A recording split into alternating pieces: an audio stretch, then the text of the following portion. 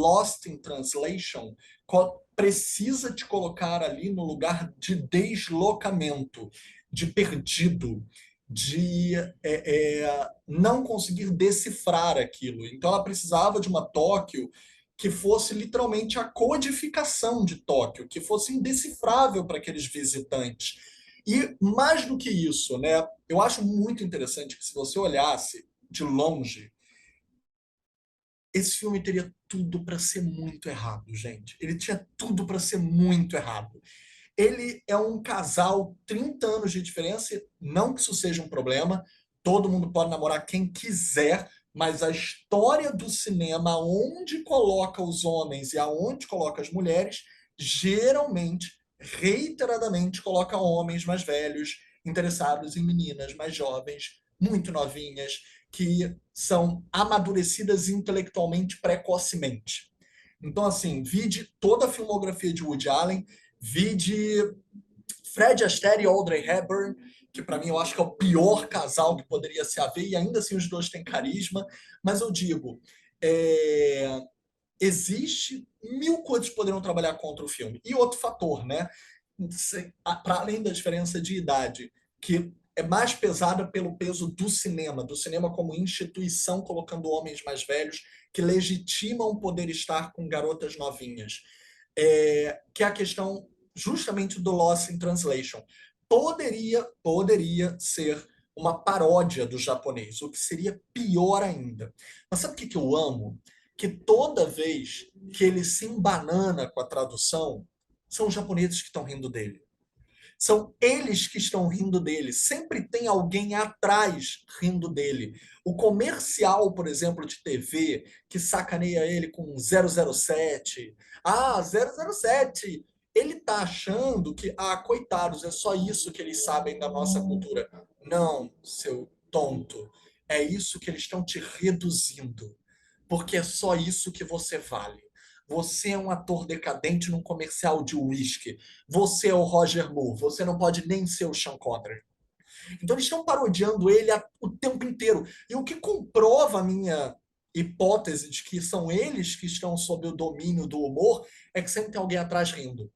Sempre. E não escondem. No hospital, ele acha que ele está parodiando o velhinho, mas é o velhinho que está parodiando ele. E as mulheres atrás estão rindo dele, que não está entendendo o velhinho. Então, o tempo inteiro o filme subverte isso.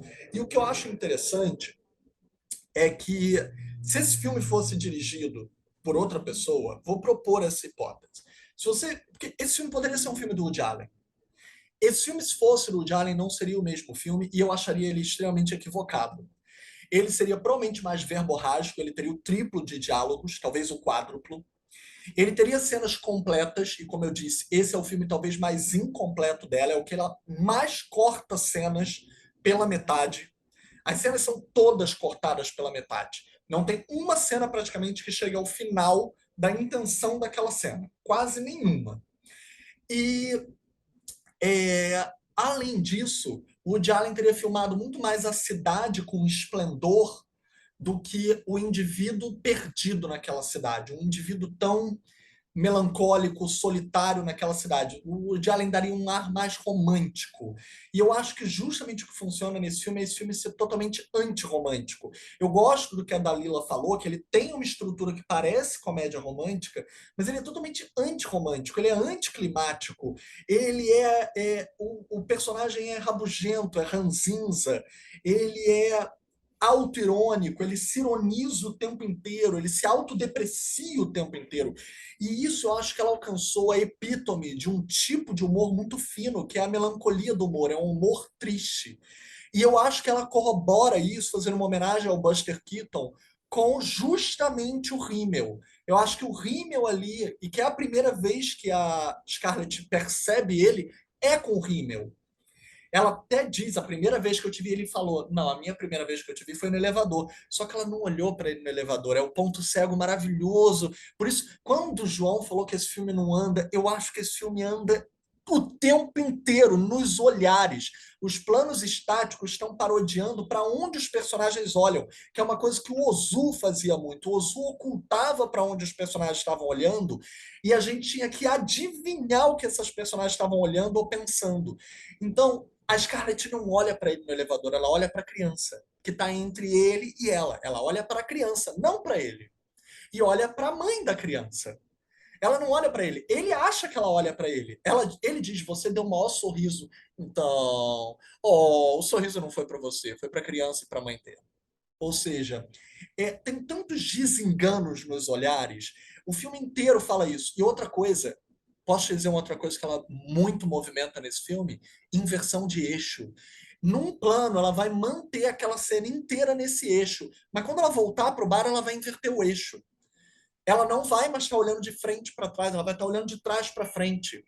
A mesma coisa no karaokê, quando eles estão no corredor, na famosa. Tem mil cenas icônicas, épicas. Ele de roupão em cima da cama, ela consegue. Gente, eu acho que esse filme é uma das melhores adaptações do Hopper, dos quadros do vazio do Hopper, sabe? Nighthawk é totalmente os vazios do Hopper ali.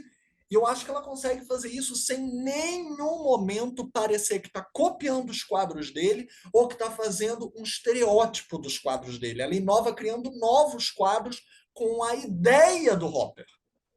E eu acho que ela consegue fazer isso com quadro. Tem tanto frame inesquecível nesse filme. Ele de roupão sozinho em cima da cama com aquele aquela pantufa ridícula.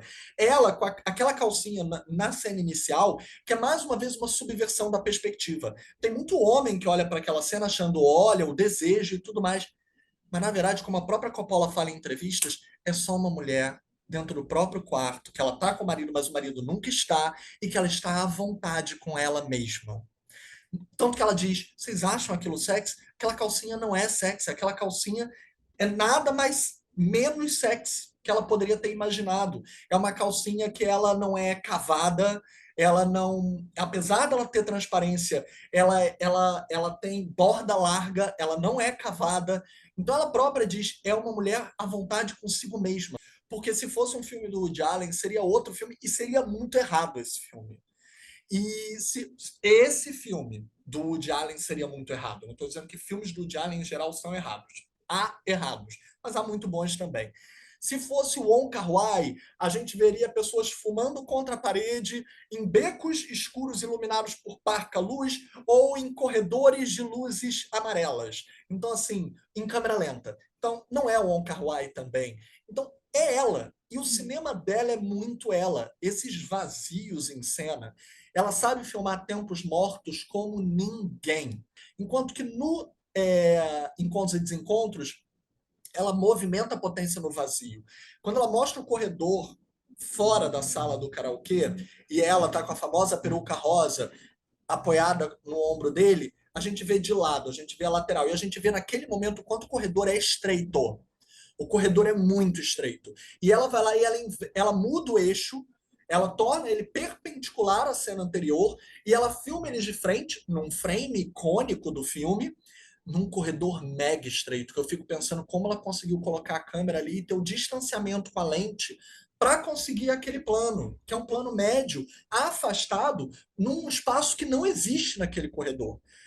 Que eu acredito, inclusive, que ela tenha refeito aquela cena fora daquele corredor com aquela mesma parede, com aquele mesmo papel de parede no outro banco. Mas ainda assim ela dá a ilusão de que ela está presa naquele corredor e de que foi foda ela filmar aquela tomada. Aquela cena dos guarda-chuvas coloridos, ela é tão copiada. O que a gente fala de Tóquio e Japão, muito veio desse filme. Esse filme é eternamente copiado. Até Resident Evil 5 copiou esse filme. Os guarda-chuvas coloridos. Até a Jean Ganzerla, no primeiro filme que ela dirige, Mulher Oceano, copiou esse filme. Referenciou, não digo copiou, perdão, porque eu também tenho uma questão própria da diferença entre cópia e referência. Cópia, eu acho que a pessoa usa a mesma coisa e traz a mesma solução para a mesma proposta que ela questiona.